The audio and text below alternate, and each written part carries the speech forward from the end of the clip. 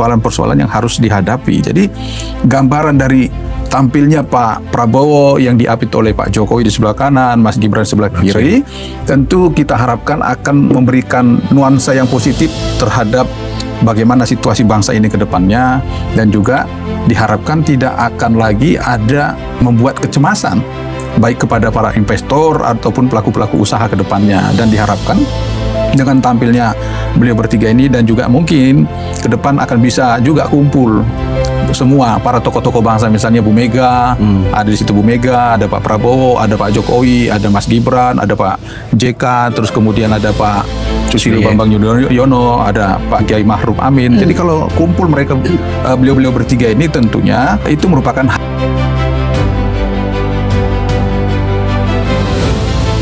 Pemirsa, selamat datang lagi di On The Table, podcast yang selalu menghadirkan topik-topik informatif dan inspiratif dengan narasumber-narasumber yang terpercaya.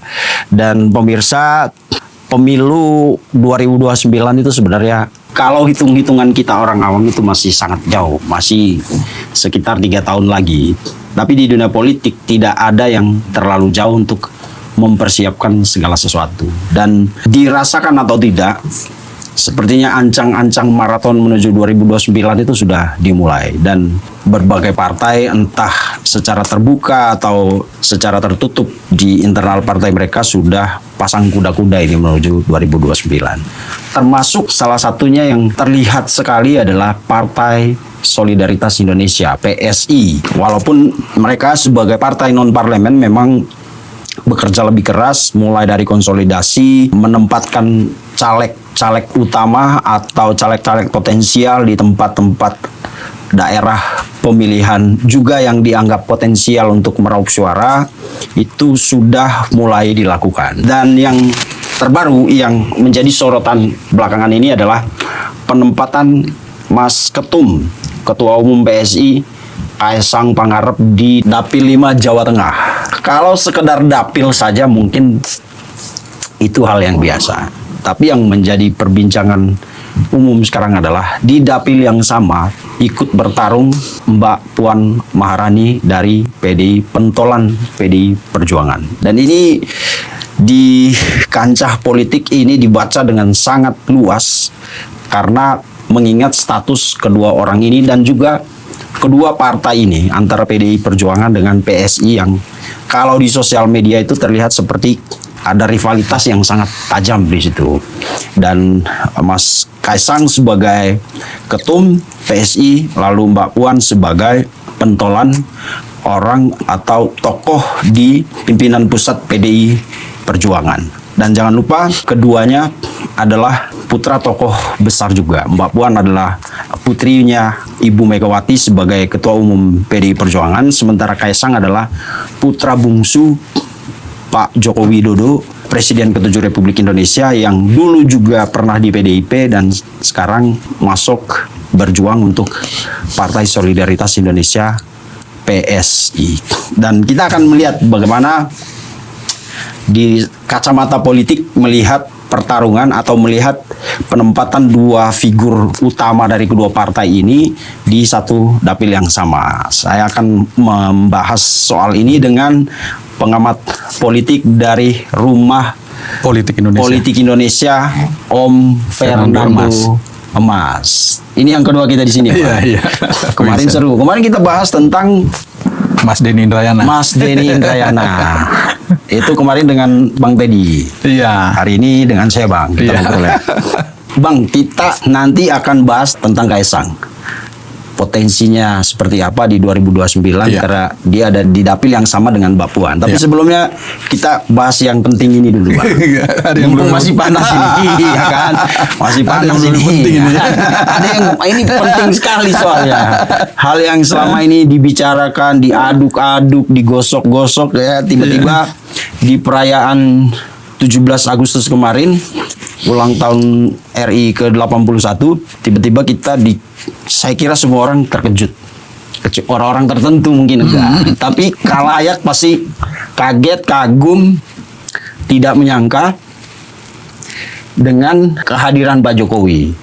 Pak Jokowi hadir di upacara negara kan sebelumnya udah. Iya. Tapi kemarin itu ikonik banget kata orang-orang. Iya. Dimana Pak Prabowo duduk diapit oleh Mas Wapres Gibran Rakabuming dan Pak di sebelah Jokowi, ya. kanannya ada Pak Jokowi. Dan kelihatannya mereka enjoy sekali, tertawa-tertawa, senyum-senyum, ngobrol intens gitu ya. Iya. Nah ini kan orang bilang satu foto ini udah bisa menggambarkan banyak hal. Bagaimana Bang Fernando melihat tiga tokoh ini di satu posisi? Iya, makasih Bang Vincent. Sebelumnya tentu kita ucapkan selamat HUT Ulang tahun RI kan RI. gitu yang Iya. ke-81. Kiranya semakin baik ke depannya. Walaupun saat ini ada banyak tantangan-tantangan yang begitu berat dihadapin oleh pemerintah saat ini, dan juga turut prihatin atas musibah yang dialami oleh saudara-saudara kita di NTT. Yeah. Kiranya juga mereka dikuatkan dan juga segera dipulihkan. Dan kalaupun ada yang berduka, Ya. kiranya Tuhan yang menolong semuanya. Jadi terkait dengan apa yang ditanyakan oleh Bang Vincent tadi, tentu ini sebuah gambaran yang memang seharusnya ditunjukkan oleh elit-elit bangsa ini. Apalagi sebagai tokoh-tokoh yang pernah menduduki pucuk pimpinan di negara ini. Sebagai apakah itu sebagai presiden atau wakil presiden, dan juga yang saat ini sedang menjabat di posisi sebagai presiden dan wakil presiden. Jadi sesuatu yang sebenarnya ini bisa dikatakan tidak begitu mengherankan.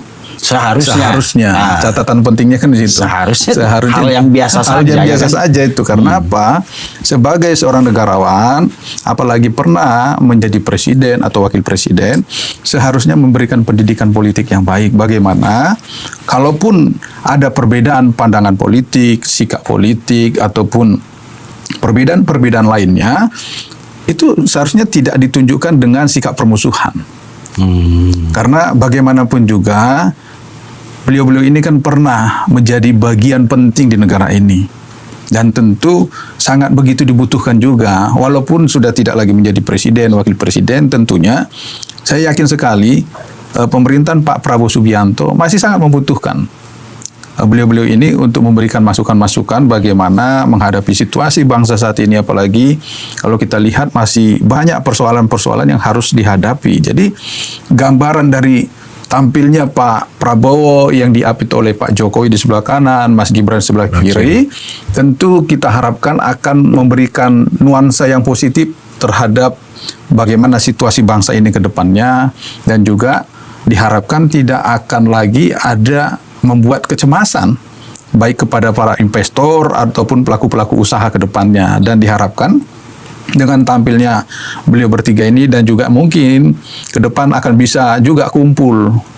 semua para tokoh-tokoh bangsa, misalnya Bu Mega, ada di situ Bu Mega, ada Pak Prabowo, ada Pak Jokowi, ada Mas Gibran, ada Pak JK, terus kemudian ada Pak Susilo Bambang Yudhoyono, ada Pak Kiai Ma'ruf Amin. Jadi kalau kumpul mereka beliau-beliau bertiga ini, tentunya itu merupakan harapan semua komponen bangsa ini.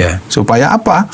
Supaya ketika terjadi keakraban, kedekatan dari semua tokoh-tokoh bangsa ini, walaupun mereka berbeda pandangan politik, berbeda partai politik, diharapkan ini memberikan juga kesejukan, kedamaian kepada para pendukungnya. Karena kan yang banyak ribut ini juga para pendukungnya, kan dilihat di atasnya ini kayaknya sepertinya nggak akur kan gitu. Jadi kita harap ke depan bukan hanya tampilan bertiga, Pak Jokowi, Pak Prabowo, Mas Gibran, ataupun kehadiran Pak Yusuf Kala, Pak Kiai Ma'ruf Amin, tetapi yang lain-lainnya juga yang memang selama ini ada informasi-informasi bahwa ada keretakan dan ada hubungan yang tidak baik antara satu dengan yang lainnya. Nah, ini yang penting. Ini tujuannya. Bukan itu, tapi memang faktanya yang paling sering dibicarakan relasi politiknya dan juga pengaruh pastinya itu dua tokoh ini, antara Pak Jokowi dengan Pak Prabowo. Dan belakangan banyak sekali narasi yang terkesan memojokkan salah satu, terutama Pak Jokowi. Misalnya ada kelompok yang menamakan barisan oposisi yang mengatakan bahwa Pak Jokowi itu adalah beban buat Pak Prabowo. Jadi mereka meminta harus segera tinggalkan Pak Jokowi. Artinya ada upaya untuk memisahkan dua orang ini, dua tokoh ini. Dan kemarin jawabannya justru berbeda. Menurut analisa Bang Fernando, sebenarnya apa sih yang mau ditunjukkan oleh dua orang? Apakah menjawab isu itu atau memang ya seperti kita bilang, emang seharusnya kan begitu, tapi kan selama ini tidak begitu kan? Gimana? Apa Pak Prabowo mau menunjukkan kita ini baik-baik aja gitu? Saya kira itu sangat natural sekali kemarin itu kan. Jadi tidak ada upaya-upaya untuk menjawab terkait dengan isu-isu selama ini bahwa hubungan antara Pak Prabowo dengan Pak Jokowi itu sedang tidak baik-baik saja. Jadi ketika dipertontonkan terkait dengan kedekatan Pak Prabowo dengan Pak Jokowi dan Mas Gibran dianggap tidak ada persoalan, tentu ini kan memang yang seharusnya dipertontonkan oleh tokoh-tokoh bangsa ini. Jadi kalaupun ada selama ini upaya-upaya merusak relasi antara Pak Prabowo dengan Pak Jokowi dengan Mas Gibran, ini kan mereka-mereka yang mempunyai kepentingan dan memiliki tujuan politik untuk kepentingan di 2029 yang akan datang. Karena apa? Karena ketika dua tokoh ini memiliki hubungan yang baik, relasi yang baik, karena akan membuat potensi ataupun peluang mereka di 2029 yang akan datang akan semakin kecil dan tertutup. Jadi kalau ada upaya-upaya membuat narasi ataupun membuat pernyataan-pernyataan bahwa Pak Jokowi menjadi beban politik Pak Prabowo, saya kira yang lebih tahu itu Pak Prabowo. Apakah seseorang menjadi beban politik atau bahkan memberikan keuntungan, saya kira yang mengerti itu Pak Prabowo. Kita tidak perlu mengajari Pak Prabowo tentang itu. Karena beliau sebagai kepala negara, kepala pemerintahan tentu sangat tahu siapa yang harus dijadikan teman dan siapa yang harus dibiarkan di luar gelanggang. Gitu. Jadi, kalaupun Pak Jokowi selama ini kurang begitu aktif bertemu dengan Pak Prabowo, saya kira itu upaya-upaya beliau untuk membiarkan Pak Prabowo secara leluasa untuk membangun bangsa negara ini, mengelola pemerintahan, menjalankan program-program.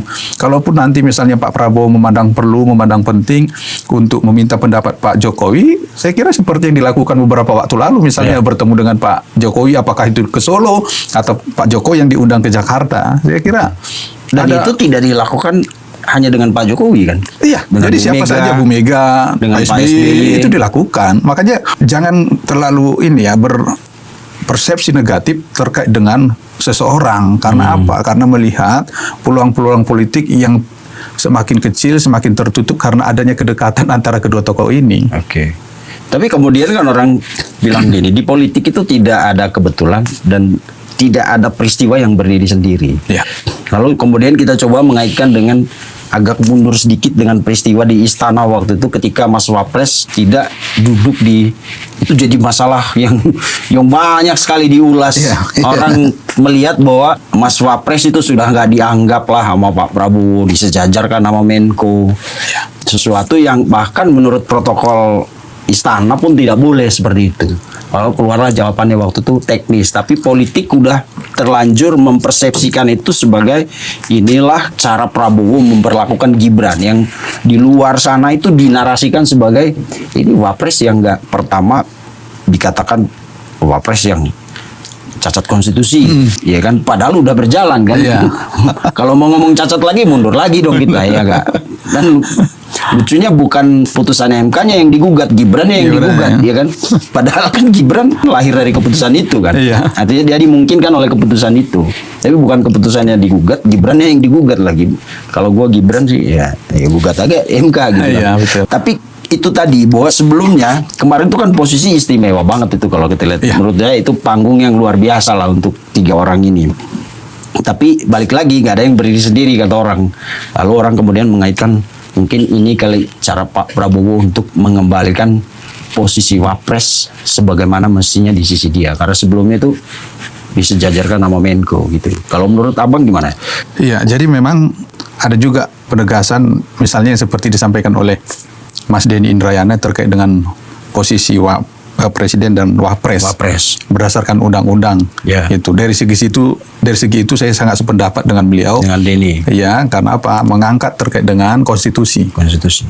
Jadi di mana seharusnya presiden dengan wakil presiden itu sejajar karena dipilih secara bersama-sama.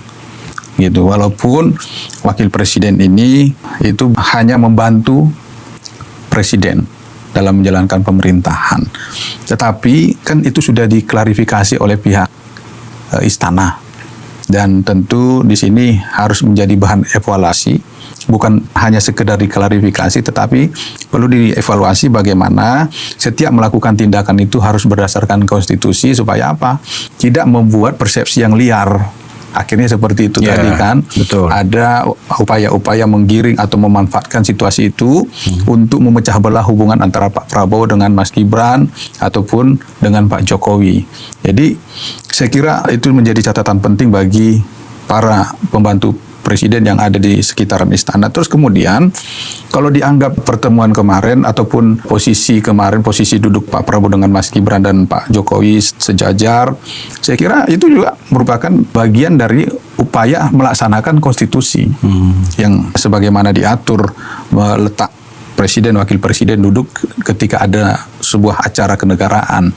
Tetapi di sini kan masing-masing orang berhak untuk menilai terkait dengan apa yang sedang dipertontonkan oleh Pak Prabowo terkait dengan hal itu, apakah bentuk klarifikasi terkait dengan hubungannya terhadap Pak Jokowi atau mengembalikan marwahnya Wapres karena selama ini dianggap tidak konstitusional ataupun dianggap hanya menjadi beban politiknya Pak Prabowo sebagai presiden atau hanya sekedar ada gitu. Jadi saya kira inilah masing-masing orang berkesempatan untuk menilai gitu. Jadi kalaupun Pak Prabowo memang memiliki niatan untuk mengembalikan marwahnya wakil presiden, saya kira kita harus hormat kepada sikap Pak Prabowo, bagaimana beliau coba mengantisipasi penilaian-penilaian ataupun persepsi-persepsi negatif yang selama ini disampaikan kepada Mas Wapres itu segera dianulir dengan bagaimana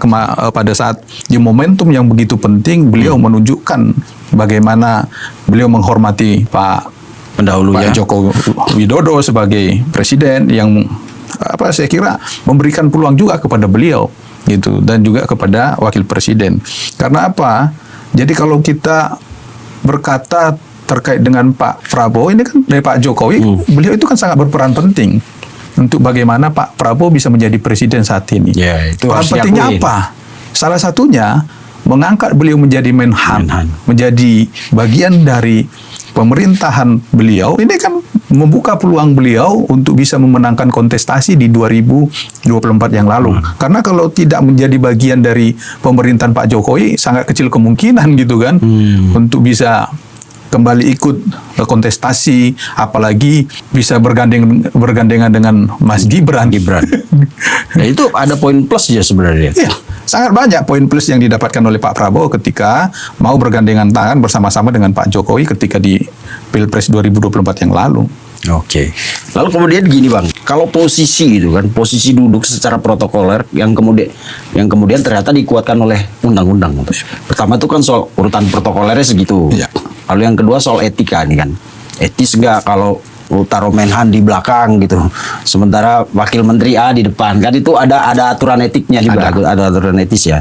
Tapi yang ketiga yang tidak terlihat itu adalah ada aturan main politik di situ. Maka ketika kemarin bertiga itu duduk, orang melihat bahwa ini pesan politik. Ya kan, bukan sekedar soal protokoler lagi seperti persoalan Mas Wapres dengan Pak Prabowo waktu di istana itu, bukan soal etika doang lagi ya kan. Karena kalau soal etika mungkin ya taruhlah Pak SBY yang lebih tua gitu mungkin di situ ya kak. Tapi ini orang membaca ini sebagai sebuah pesan politik. Menurut Mas Fernando itu pesan politik apa yang mau disampaikan? Iya, bisa saja dimaknai sebagai pesan politik. Apalagi kan misalnya kalau kita lihat dari kehadiran kemarin dari presiden pendahulu, wakil presiden, dari presiden kan hanya satu, hanya Pak Joko Widodo yang hadir pada saat itu. Terus kemudian ada beberapa wakil presiden yang hadir. Misalnya Pak Yusuf Kalla, Pak Ma'ruf kalau Kiai Ma'ruf Amin. Ini kenapa nggak ajak juga duduk bareng. Jadi memang kalau dibilang ini merupakan pesan politik, ya wajar saja ketika itu dianggap sebagai pesan politik. Tetapi saya berharap selain ada pesan-pesan politik yang sedang ingin disampaikan, tetapi kebiasaan baik ini tentu harus dilakukan agar bagaimana ini bukan hanya kita merawat Indonesia, tetapi juga merawat hubungan antara para pemimpin-pemimpin kita, para elit-elit kita. Karena untuk menjaga Indonesia ini juga harus terjadi kerukunan di antara para elit bangsa ini, apalagi orang-orang yang pernah memimpin bangsa ini. Kalau mereka saling tidak akur, bagaimana untuk memimpin bangsa ini ke depannya? Bagaimana untuk membangun bangsa ini ke depannya? Kalau saja hubungan antara para elit kita tidak baik. Karena begitu hubungan tidak baik terjadi antara para elit-elit bangsa kita, ini kan juga akan menjadi contoh dan akan memberikan pendidikan yang tidak baik terhadap generasi kita ataupun kepada seluruh rakyat Indonesia. Makanya jangan salahkan ketika masyarakat itu saling gontok-gontokan satu sama lainnya kalau para elitnya itu tidak akur di atas sana. Oke. Apakah pesan politik itu termasuk Pragip 2 periode? Kalau memang terkait dengan pesan itu, saya kira terlalu dini kita memaknainya. Karena apa? Masih ada sekitar 3 tahun lagi. Ataupun kalau untuk memasuki pencalonan itu kan hanya 2 tahun lebih lagi. Jadi saya kira Pak Prabowo sangat hati-hati terkait dengan hal itu. Termasuk ketika ada lontaran bahwa Pak Prabowo tidak lagi menginginkan Mas Gibran di 2029 yang akan datang. Ini tentunya upaya-upaya untuk memecah belah antara Pak Prabowo dan Mas Gibran, atau memang sengaja dihembuskan supaya apa? Supaya partai-partai politik yang ada di dalam pemerintahan tidak keburu menarik diri ataupun tidak konsentrasi untuk membangun pemerintah, untuk membantu Pak Prabowo dalam mengurusi pemerintahan. Karena apa? Karena sebagai ketua umum partai tentu mereka memiliki juga terkait dengan niatan-niatan, ambisi-ambisi politik untuk mengikuti kontestasi di 2029 yang akan datang, kan gitu. Apalagi yang namanya sudah selalu muncul di hasil survei gitu kan. Berdasarkan survei sudah cukup menarik untuk disandingkan dengan Pak Prabowo. Kan gitu. Jadi kan tentu ketika langsung membuat persepsi bahwa 2 periode ini kan menghilangkan harapan mereka, akhirnya mereka nggak konsentrasi lagi membantu Pak Prabowo.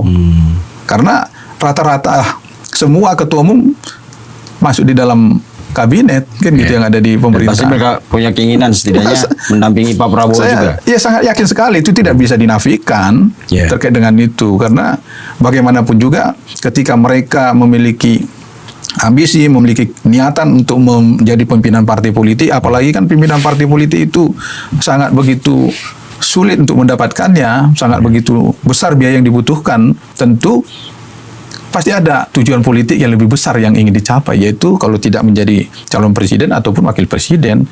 Jadi terkait dengan hal itu mereka juga melihat peluang, kira-kira berpasangan dengan siapa. Kalau melihat potensi di 2029, kalau Pak Prabowo masih diizinkan lagi untuk mengikuti kontestasi di 2029 yang akan datang dan beliau masih memiliki niatan itu, tentunya orang akan berlomba-lomba. Karena kan berdasarkan pengalaman selama ini, petahana itu sangat berpotensi untuk memenangkan pilpres. Gitu. Oke, terlepas dari kepentingan-kepentingan politik seperti itu, Bang, ya, untuk meraih kekuasaan gitu. Kan serangan-serangan terhadap Pak Prabowo ini kan luar biasa, terhadap programnya, MBG, Kopdes, dan lain-lain. Kemudian juga di satu sisi seperti ada kelompok yang konsisten sekali menyerang posisi Gibran. Dan ini kan membuat roda pemerintahan bagaimanapun pasti terganggu. Wapresnya diganggu, programnya diganggu, kan pusing Pak Prabowo ini. Kalau menurut Bang Fernando, bagaimana sebenarnya idealnya yang dilakukan Pak Prabowo, terutama bagaimana dia memperlakukan Wapres supaya, karena selama ini kan suara-suara yang muncul itu adalah Mas Wapres ini tidak kompeten lah, tidak untuk negara sebesar, intinya ada kelompok yang berusaha mendegradasi kapasitasnya Mas Wapres, padahal di kalangan tertentu bahkan masyarakat umum sebagian besar mengatakan bahwa ini memang dia ini sosok pemimpin muda yang luar biasa, ya kan. Nah, tapi kan suara-suara ini kemudian pasti terganggu, Pak. Pemerintahan ini setidaknya kan di dalam ada faksi dan lain-lain. Kalau menurut Bang Fernando, kan presiden ini Wapres ini kan melakukan apa yang ditugaskan Presiden. Ya. Bagaimana idealnya Pak Prabowo ini memperlakukan Mas Gibran supaya setidaknya celah untuk serangan-serangan yang kemudian mengganggu konsentrasi menjalankan program dan lain-lain itu bisa diminimalisir? Ya, saya kira kalau kita berkaca dari konstitusi, memang tidak ada diatur secara jelas Ya. terkait dengan pembagian tugas antara presiden Presiden dan dan wakil wapres. presiden.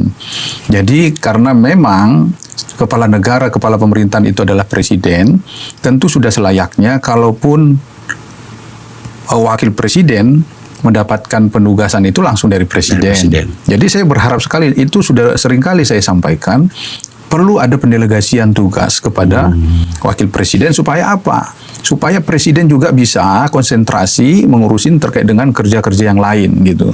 Jadi ketika ada kegagalan program yang satu bisa dilihat, ini siapa sih yang harus perlu ekstra lagi memperbaiki. Misalnya ketika itu didelegasikan terhadap wapres, berarti kan bisa dikoreksi wakil presiden gitu. Kalau ada pendelegasian. Terus kemudian ketika wakil presiden coba melakukan aktivitas-aktivitas yang itu sifatnya membantu presiden, tidak ada lagi upaya-upaya untuk menjatuhkan wakil presiden karena apa? Dianggap melampaui. Kan ini kan banyak persepsi-persepsi negatif yang coba dilontarkan kepada wakil presiden walaupun itu yang sifatnya membantu kerja-kerja presiden. Karena apa? Tidak secara terbuka dilakukan pendelegasian kepada wakil presiden. Makanya ini sangat penting sekali pendelegasian yang tegas, yang terbuka kepada wakil presiden supaya jangan ada lagi gangguan-gangguan ketika wakil presiden melakukan tugas-tugasnya untuk membantu presiden. Karena apa? Karena saya yakin sekali wakil presiden ini ketika melakukan kerja-kerja itu tujuannya bukan kerja-kerja politik, tetapi kerja-kerja pemerintahan, bukan melakukan manuver politik. Misalnya ketika berkunjung ke beberapa daerah, ke beberapa provinsi, beberapa titik, ini kan berupaya untuk bagaimana mensukseskan pemerintahan ini. Apalagi kalau kita lihat misalnya pesan yang selalu disampaikan oleh Pak Jokowi berdasarkan media yang saya baca untuk selalu memperhatikan arahan dari presiden gitu kan, jangan terlalu jauh melangkah dari apa yang ditugaskan oleh Pak Presiden. Jadi saya kira Mas Gibran ini sebagai wakil presiden memiliki mentor yang tepat, yaitu Pak Jokowi yang sudah berkuasa selama 10 tahun ataupun 2 periode, tentu sangat memahami, mengetahui tentang etika dalam pemerintahan, apa yang menjadi tugas presiden, apa yang menjadi tugas wakil presiden, kapan dia saatnya bertindak, kapan saatnya dia berhenti. Saya kira sangat mengerti, sangat tahu. Makanya di sini kembali lagi saya meminta ada pendelegasian yang jelas, yang tegas dan terbuka kepada wakil presiden, misalnya terkait dengan ABG atau apapun gitu kan, terkait dengan kepemudaan, olahraga, ya terserah Pak Prabowo terkait dengan tugas apa yang dianggap penting ataupun tugas apa yang dianggap memang tepat untuk didelegasikan kepada Mas Wapres, selain tugas-tugas penting yang memang itu harus dipegang oleh presiden, misalnya terkait dengan ekonomi, politik, keamanan, pertahanan, ini kan memang harus presiden langsung memegang gitu. Misalnya terkait dengan kepemudaan, terkait dengan sosial, menteri sosial ini bisa jadi pariwisata gitu ya. Iya, bisa aja tergantung bagaimana presiden memandang ini. Makanya saya sangat berharap sekali ada pendelegasian itu, dan pada kesempatan ini juga saya berharap kepada Pak Prabowo ketika menghadapi kritikan-kritikan dari berbagai pihak itu tentunya harus terbuka gitu. Jadi kalau sifatnya itu masih mengkritik terkait dengan program, harus betul-betul bisa diterima. Tetapi kalau ini kritik terkait dengan individu pribadi, yaitu memang harus dilawan betul-betul. Makanya saya kembali lagi meminta, kalau ada kritik, jadikan teman untuk berdiskusi. Supaya apa? Supaya semakin baik program itu ke depannya dan semakin bermanfaat untuk masyarakat yang menikmatinya. Jadi kalau dijadikan lawan, mau bagaimana dia memahami, mengetahui apa yang menjadi persoalan gitu. Makanya inilah yang dibutuhkan untuk pemerintahan ini, Pak Prabowo dan Mas Gibran ke depannya, supaya apa? Supaya pemerintahan ini bisa langgeng sampai 2029, bisa menuntaskan priorisasi mereka dan bukan hanya sekedar bisa menyelesaikan, tetapi bagaimana masyarakat bisa menikmati dan betul-betul program-program yang menjadi prioritas itu bisa dinikmati oleh masyarakat Indonesia. Oke, soal kritik itu memang jadi salah satu masukan buat Pak Prabowo dari berbagai pihak. Oke, nah kita tinggal tunggu aja bagaimana Pak Iya. Prabowo memperlakukan kritik-kritik itu ya. Dan masukan-masukan tentang bagaimana beliau seharusnya merespon kritik. Tapi ada poin penting yang mau saya garis bawain. Berarti selama ini soal peran Pak Wapres, menurut Bang Fernando, sepenglihatan Bang Fernando, sepengamatan Bang Fernando, Mas Wapres itu tidak optimal diberi ruang oleh Pak Prabowo atau tidak secara tegas diberikan penugasan oleh Pak Prabowo. Kalau kita lihat kan memang selama ini sampai saat ini saya belum pernah mendengar adanya pendelegasian secara langsung kepada Mas Wapres terkait dengan tugas-tugas yang ditangani bidang kementerian. Seharusnya kan supaya apa? Supaya ada ukuran bagi presiden wakil presiden untuk menunjukkan kinerjanya gitu. Jadi kalaupun misalnya terkait dengan satu bidang dianggap berhasil, ya berarti itu keberhasilan presiden atau wakil presiden dalam mengawal kementerian ataupun badan lembaga yang menanganinya. Terus kemudian bagaimana melakukan supervisi terkait dengan hal itu sebagai presiden kan gitu. Terus kemudian tugas-tugas yang dianggap memang sangat tepat lah kalau untuk didelegasikan kepada Wapres, bukan misalnya seperti yang selama ini kita dengar ditugaskan berkantor di Papua, ditugaskan berkantor di KN. Ini kan hanya sekedar tempat. Terus apa yang mau dikerjakan kan gitu. Nah itu yang membuat orang justru menafsirkan itu sebagai dibuang Pak Wapres ini, Mas Wapres. Iya. Jadi makanya jadi sangat wajar ketika orang membuat persepsi masing-masing terkait dengan hal itu. Makanya kembali lagi seharusnya sebagai kepala pemerintahan, kepala negara itu bagaimana meminimalisir persepsi-persepsi liar terkait dengan pemerintahannya. Supaya apa? Supaya tidak terganggu konsentrasinya. Dan juga bagaimana atas persepsi ini ada juga kan reaksi dari kelompok-kelompok masyarakat kan gitu. Karena misalnya ketika ada dianggap hubungan yang tidak baik antara presiden dengan wakil presiden, di sini kan ada untuk reaksi lanjutan yang dilakukan oleh kelompok-kelompok masyarakat, apakah itu yang suka terhadap itu ataupun yang tidak suka kan gitu. Misalnya terhadap yang suka terkait dengan hubungan presiden dengan wakil presiden yang tidak baik, mereka kan terus menyerang melalui media sosial. Betul. Dan mengangkat isu-isu liar lagi yang kebenarannya belum tentu gitu dan harus masih dibuktikan. Terus kemudian mereka yang tidak suka tentu juga sama melakukan gerakan-gerakan, melakukan penggalangan-penggalangan terkait dengan bagaimana mereka coba membangun narasi-narasi yang itu mungkin bisa menyerang ke presiden karena perlakuan seperti itu. Jadi marilah ke depannya harus dilakukan perbaikan-perbaikan untuk bagaimana mengurangi persepsi-persepsi negatif ini terkait dengan hubungan antara presiden dengan wakil presiden dan juga ada penugasan yang jelas supaya apa? Jangan mudah orang untuk menggiring suatu opini, membangun opini terkait dengan tugas-tugas yang dilakukan oleh wakil presiden. Apakah itu kemudian ketidakjelasan delegasi tugas itu yang kemudian menjawab persepsi orang tentang kabinet Pak Prabowo yang begitu gemuk, tapi terlihat tidak efektif bekerja gitu? Iya, makanya begini. Keberhasilan dari pemerintahan itu tentu ini juga sangat ditentukan oleh anggota kabinetnya. Seharusnya kabinet yang begitu besar, begitu banyak atau bahasa gemuk, tentu akan semakin menunjukkan kualitas yang baik. Karena apa?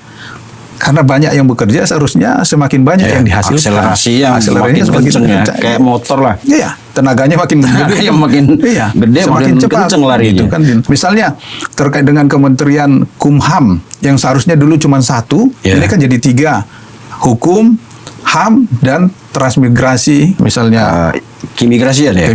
Imigrasi sama keimigrasian sama untuk bagian lapas itu kan. Jadi ini seharusnya kan mereka ini makin cepat kerjanya gitu. Bukan makin banyak masalahnya. Bukan makin banyak masalahnya, apalagi masalahnya itu karena pernyataan-pernyataan seorang menteri gitu. Jadi kalau dianggap beban ini jadinya ke wakil presiden, ini kan jadi keliru. Jadi orang kan coba menggiring itu kan, saya lihat di media sosial itu kan menggiring dari bagaimana pemerintahan ini dibebankan ke wakil presiden. Sementara tidak ada delegasi yang tegas dari presiden kepada wakil presiden. Kecuali misalnya seperti yang saya katakan tadi, sudah ada pendelegasian misalnya kementerian A, B, C, D di bawah wakil presiden. Kalau ini gagal berarti bisa kita salahkan juga wakil presidennya. Tetapi ini kan nggak ada itu. Walaupun secara menyeluruh memang tetap di bawah presiden, tetapi ada pendelegasian. Ya, itu kewenangan Pak Prabowo. Itu ada tetap di bawah. Sebagaimana dia mendelegasikan Menteri A, Menteri B untuk menjalankan tugas tertentu ya. Iya. Makanya Padahal pembantu terdekatnya itu wakil presiden. Wakil presiden.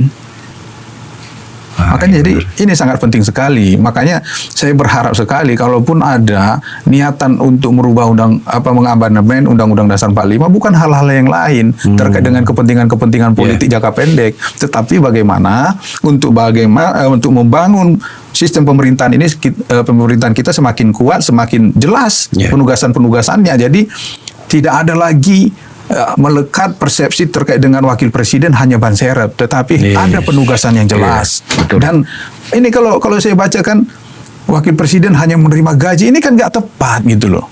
Karena apa? Kalau wakil presiden mengambil kebijakan keputusan, ini kan memang tidak menjadi ranahnya, gitu. Jadi dianggap makan gaji buta karena tidak ada di kerjanya. Ketika melakukan kerja-kerja keliling Indonesia dianggap manuver politik. Jadi serba salah. Maju kena, mundur kena. Diam apa lagi ya? Oh iya. Emang repot juga jadi Wapres Indonesia itu. Repot. Mau bergerak salah dianggap melampaui presiden, ya kan? Diam dianggap makan gaji buta. Mundur salah lagi. Bukan kalau mundur itu disukai mereka kan. Mundur dari penugasan. Tapi memang penting itu ya Bang. Kalau saya sih lebih melihat ke kabinet ini kan besar sekali, ya kan? Bahkan karena Pak Prabowo sangat fokus dengan program prioritasnya, ya kan, proyek-proyek strategis nasional itu kan nggak secara langsung melibatkan kementerian tertentu kan. Iya nggak. Nah karena beliau fokus di sini, nah kementerian yang lain ini akhirnya sama juga persepsi orang nggak ada kerjanya. Misalnya yang banyak kritik itu kayak misalnya pariwisata kita, ya kan tidak sekencang apa gitu larinya. Lalu kementerian HAM, apalagi tuh kementerian sosial. Jadi karena fokus Pak Prabowo di sini, nah yang ini orang merasa nggak penting ini menteri-menteri, makanya ada isu kemarin dengan udah ringkas saja menterinya cukup 13 gitu. Iya, jadi terkait dengan itu tidak bisa disamakan dengan wakil presiden. Karena wakil presiden secara berdasarkan konstitusi tidak ada tugasnya yang jelas, kecuali membantu presiden. Maksudnya kalau tetapi kementerian sudah sangat jelas ada tugas-tugasnya. Gitu. Jadi job desk-nya sudah ada. Gitu. Misalnya seperti tadi Kementerian Pariwisata, ya sudah sangat jelas terkait dengan bagaimana membangun pariwisata. Jadi kalau dia tidak bisa bekerja, tidak mampu bekerja dan dianggap tidak menjadi bagian prioritas pemerintahan, berarti dia yang tidak bisa membaca terkait dengan undang-undang tupoksinya, job desk-nya apa gitu. Jadi memang kegagalan dia dan memang layak diganti gitu. Jadi kalaupun kegagalan para menteri ini menjalankan tugasnya, ini bukan karena tidak bisa disalahkan presiden itu sedang konsentrasi terkait dengan program prioritasnya gitu. Karena kan tidak setiap menteri harus diarahkan oleh presiden. Karena mereka harus tahu apa yang menjadi target mereka dari 2024 sampai 2029. Misalnya terkait dengan pariwisata, kan mereka jelas. Terkait dengan HAM jelas. Jadi mereka yang seharusnya melakukan inovasi-inovasi, kreativitas terkait dengan program-program mereka di kementerian berdasarkan visi misi presiden. Yang itu tidak boleh menyimpang dari visi misi presiden yang harus dilaporkan secara berkala kepada presiden. Jadi jangan ABS, tidak ada yang dilakukan tapi dikatakan capaiannya sampai luar biasa dan hanya mengharapkan apresiasi presiden gitu kan. Tetapi pada kenyataannya di lapangan jauh panggang dari api kan gitu. Atau mungkin karena pergerakan presiden jadi highlight pemberitaannya lebih ke situ. Artinya mereka juga sebenarnya bekerja, cuma kan nggak terekspos saja gitu ya, terpublikasi. Iya, bisa saja. Cuman kan begini, sebagai seorang menteri kan tentu memiliki kewajiban juga untuk bagaimana tugas-tugas mereka itu bisa terekspos, terpublikasi sehingga sampai kepada masyarakat. Dan akhirnya masyarakat kan bisa melakukan koreksi terkait dengan capaian-capaian itu. Jangan sampai nanti begini. Karena memang dia gagal tidak mempublikasi karena berbeda laporan dengan presiden. Misalnya capaiannya dibilang ke presiden 10, sementara kenyataan di lapangan hanya 3. Dan ini nggak mau dipublikasi supaya apa? Masyarakat nggak melakukan koreksi. Mengkoreksi. Diam-diam aja lah. Lapor ke bos aja. Gitu. Padahal tanggung jawab utamanya mereka itu harusnya ke masyarakat. Iya, gitu makanya secara general presiden menganggap kabinetnya ini sudah berhasil gitu. Oke, rapor kita baik-baik aja kata Pak Prabowo. karena laporan ini tadi mungkin ya. Sementara di luar banyak yang teriak-teriak. Sementara misalnya seperti yang karena ini Bang Vincent yang angkat, misalnya terkait dengan pariwisata, bagaimana peningkatan untuk tingkat pariwisata yang datang dari mancanegara ataupun domestik, gitu kan? Ini kan harusnya tugas dari Kementerian Pariwisata, terus kemudian mengeksplor terkait dengan tempat-tempat wisata yang baru, gitu. Jadi bukan Bali lagi. Iya, ini kan selama ini itu aja kan. Jadi kayak ngecat gedung doang hanya begitu. Gedung lama dicat baru lagi, hanya begitu aja, ditambahin gerbang, makanya atapnya dikerucutin. Sementara kan banyak potensi daerah kita. Betul. Gitu. Terus kemudian bagaimana misalnya Kementerian Pariwisata untuk meningkatkan kunjungan domestik, kunjungan dari luar negeri itu bisa meningkat, yang dilakukan misalnya kan gitu. Bagaimana fasilitas-fasilitas terkait dengan pendukung di tempat-tempat wisata tersebut. Betul. Jangan sampai misalnya banyak kita dengar di media sosial persoalan-persoalan yang dialami oleh pengunjung yang didapatkan dari pengelola tempat-tempat wisata. Mentalitas gitu kan. pengelola masyarakat lokal. Ini kan harusnya tugas kementerian tersebut. Oh, mungkin dia pikir saya ngurus tempatnya aja, SDM-nya. Hanya ada Menteri ESD. Hanya mengurus mencatat. Jadi jangan sampai seperti itu. Jadi sifatnya hanya administratif kan gitu. Mencatat berapa pengunjung luar negeri, mencatat pengunjung domestik. Jangan hanya seperti itu. Nggak kreatif. Karena bagaimanapun juga, seperti banyak yang menjadi, saya juga sudah lama melakukan kritik terkait dengan pajak kita, gitu. Bagaimana APBN kita, APBD itu sumbernya kan mayoritas itu sekitar 80%-an itu kan dari pajak. Betul. Yang seharusnya bisa memaksimalkan dari potensi-potensi yang ada. Pariwisata. Jadi kalau seperti itu anak SD pun bisa. Makanya kalau hanya sekedar seperti ini, persyaratannya dirubah aja, SD aja untuk menjadi calon kepala daerah, calon presiden, karena hanya memanfaatkan yang sudah ada. Tapi bagaimana seharusnya seluruh pembantu presiden, seluruh kepala-kepala daerah ini harus memang mampu memiliki inovasi untuk menciptakan sumber-sumber pendapatan yang itu bisa dimanfaatkan untuk kepentingan pembangunan daerahnya, pembangunan negara. Jadi ya inilah kembali lagi misalnya seperti Kementerian SDM yang populer kemarin itu kan MB gitu kan. Mas Balin kan. Mas Balin kan. Bagaimana inovasi yang beliau lakukan terkait dengan pengelolaan ini sumber daya alam kita. Itu. Bagaimana janji hilirisasi itu? Untuk realisasinya yang seharusnya ketika ini betul-betul sudah terjadi hilirisasi kan bukan lagi hanya bisa dinikmati oleh segelintir orang yang seperti disampaikan oleh Pak Prabowo, hanya beberapa orang yang menikmati, tetapi masyarakat Indonesia tidak bisa menikmati, hanya mendapat ceritanya bahwa Indonesia kaya, bahwa Papua kaya, bahwa daerah Kalimantan kaya, Aceh kaya. Tetapi mereka tidak merasakan. Karena apa? Kemampuan orang-orang yang duduk di pemerintahan itu tidak bisa mengelola secara baik apa yang menjadi potensi bangsa ini. Seharusnya kan itu dilakukan. Jadi kalaupun misalnya Pak Prabowo agak kurang konsentrasi terkait dengan masalah realisasi hilirisasi ini, ya Menteri SDM kan tanpa harus ditanya. Jadi bukan hanya sekedar cadangan minyak kita, BBM kita, tetapi bagaimana pengelolaan sumber daya alam ini betul-betul bisa direalisasikan hilirisasi itu. Oke. Dan kementerian-kementerian lainnya kan gitu. Jadi ini yang harus sebenarnya potensi-potensi kabinet ini keberhasilan kabinet ini itu bukan hanya ditentukan oleh presiden, tapi sangat banyak ditentukan oleh anggota kabinetnya. Kinerja mereka. Makanya kalau banyak kalangan menilai kerja-kerja dari para menteri beliau ini, ya saya berharap mendapatkan respon yang positif. Kalau memang kinerjanya buruk, silakan dilakukan ini reshuffle, pergantian, supaya apa? Supaya pemerintahan ini baik. Masih ada waktu 3 tahun ya. Masih ada, karena gini, Bang Vincent, ketika kita melakukan kritik, misalnya seperti saya melakukan kritik, itu bukan karena saya ingin pemerintahan ini jatuh, bukan. Kalau makanya kan seperti yang pepatah itu bilang, kalau teman sejati itu sebenarnya orang yang melakukan kritik terhadap kita, bukan orang yang selalu memuji-muji gitu. Jadi ketika ada kritik, ya kembali lagi saya katakan, ajak itu menjadi teman diskusi untuk bagaimana melakukan perbaikan, didengarkan. Karena ketika mereka melakukan kritik, tentunya bukan hanya ingin menjatuhkan pemerintahan ini, tetapi bagaimana melakukan perbaikan supaya pemerintahan ini semakin baik ke depannya. Oke. Kita sebelum terlalu jauh kritik kabinet, nanti kita ngobrol lagi, bila perlu kita bahas per kementerian.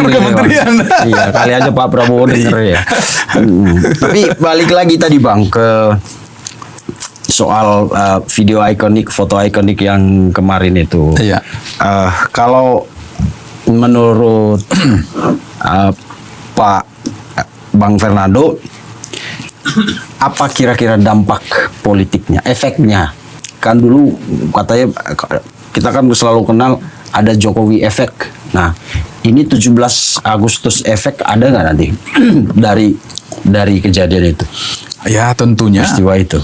Orang-orang atau pihak-pihak yang sedang mempersiapkan langkah-langkah 2029 harus menyusun ulang strategi mereka gitu kan, dengan melihat peluang-peluang yang ada.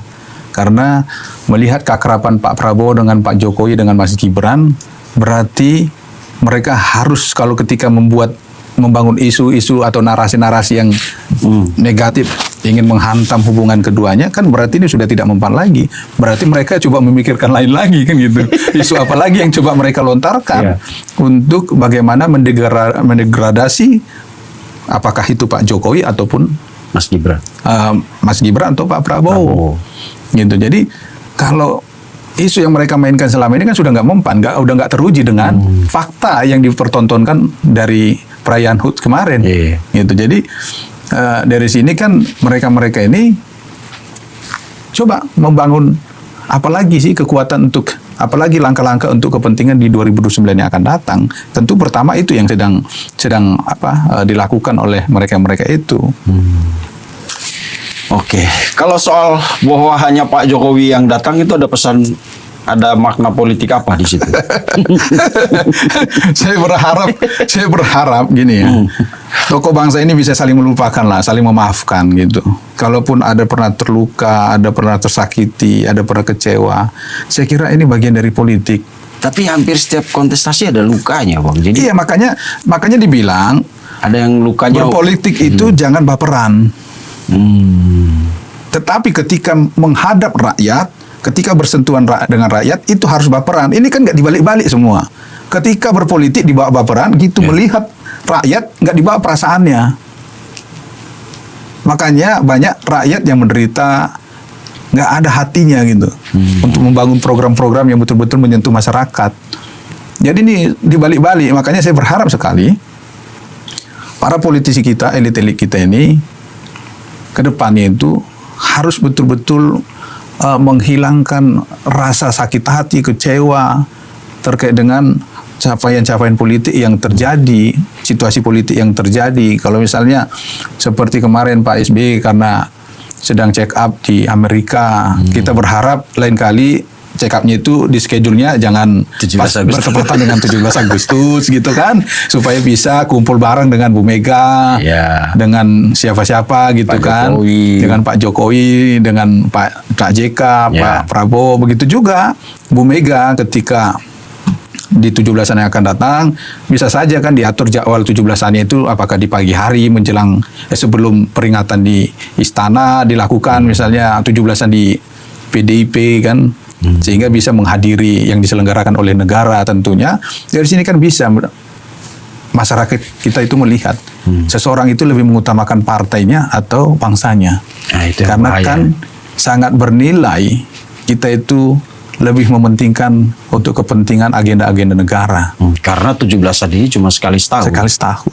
Kalau apel sama partai Partai itu bisa kapan tiap saja bulan ya. dilakukan. Bahkan tiap Makanya Senin juga. bisa disesuaikan. Kalau undangan jam 10 di istana, saya kira jam 7 bisa dimulai di partai. Di partai. Jam 9 kelar. Seperti yang dilakukan kementerian-kementerian kan begitu. Iya, pagi Sebelum mereka apel. ke istana, di kementerian dulu memimpin upacara. Jadi ini tergantung bagaimana mereka dalam menempatkan bernegara itu. Apakah yang nomor satu partai politiknya baru negara, atau negara yang paling di atas baru partai politiknya. Dari sinilah nanti akan kelihatan sikap-sikap partainya. Bagaimana mereka juga menempatkan individunya. Apakah masih juga lebih mengedepankan individunya apa untuk kepentingan bangsa negara ini. Karena ego kita, sakit hati kita harus kita kesampingkan. Kalau itu untuk demi bangsa negara, bagaimana misalnya ketika founding father kita, bagaimana para pendiri bangsa kita ini mengesampingkan ego-ego mereka hanya untuk kepentingan bagaimana Indonesia ini bisa merdeka. Seharusnya kan ini yang mereka lihat. Bagaimana misalnya contoh yang diperlihatkan dari mereka-mereka itu kan, para pendahulu kita, nilai-nilai yang seharusnya itu menjadi paling utama diperjuangkan dia, tetapi mereka bisa mengabaikan atau menyingkirkan hanya untuk kepentingan kebersamaan bisa negara ini berdiri dan akhirnya bisa merdeka. Yang ini harusnya mereka nilai, mereka contoh. Jangan hanya sekedar ketika berpidato nilai-nilai itu disampaikan, tetapi pada saat ketika realita prakteknya mereka itu mengabaikan. Ini kan seharusnya, makanya saya berharap sekali 17-an tahun depan ya semua tokoh bangsa ini masih bikinlah schedule yang bagus lah ya. Iya, dijawab dengan benar gitu. Jangan sampai salah lihat tanggal gitu. Iya. Jangan sampai masyarakat tuh kok jadi kayak 17-an tandingan ini. Iya kan? Ke masyarakat kita kan suka nyeleneh. Ataupun jadwal check up-nya. Iya, dimajuin lah atau dimundurin. Dimundurin kan gitu. Bisa kali setelah 17-an sore langsung terbang gitu. Kalau darurat kan bisa dipercepat gitu kan. Iya. Repot juga. Nah, kemudian kan gini, kan selama ini kebiasalah asumsi analisa itu selalu muncul seperti abang bilang tadi, kan semua orang punya hak untuk. Kemudian ada pikiran bodoh begini, Bang. Waktu Pak Prabowo hadir di pemakaman Jenderal Riamizat Yakubu, kalau tidak salah, itu kan gandeng Bu Mega. Nggak ada Pak Jokowi. Kalau salah ada yang lain-lain juga.